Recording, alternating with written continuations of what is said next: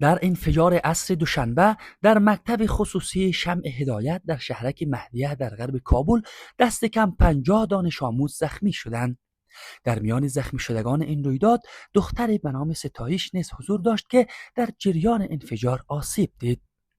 ستایش مانند ده‌ها دانش آموز دیگر لحظات تلخ و هراس انگیزی را در محیط مکتب تجربه کرد. همگی مسلم در شاگردان ملاین میکردیم چون نماینده این شاگردان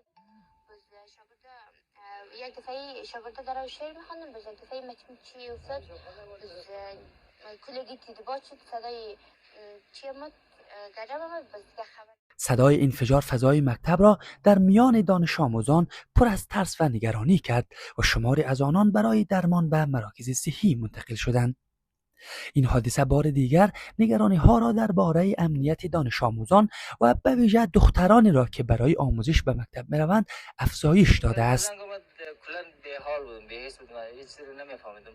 اینا دختر برادرم میشه، پدرشون سر کار هستن، یک ولایت دیگه هستن، خودشون نتونستن بیان ولی ما آمدیم دیگه. وضعیت ما در کل خوب نبودن، در کل نه تنها برای کلگی در عموم هر چی باشه، مثلا طفلای معصوم هستن، بیگناه هستن. در این رویداد حدودی 50 دانش آموز دیگر نیز زخمی شدند و شماری از آنان برای دریافت خدمات درمانی به مراکز صحی منتقل شدند. این حادثه تلخ نگرانی عمیقی در میان خانواده‌ها ایجاد کرده و بار دیگر ضرورت تأمین امنیت مکاتب و دانش آموزان را برجسته ساخته است.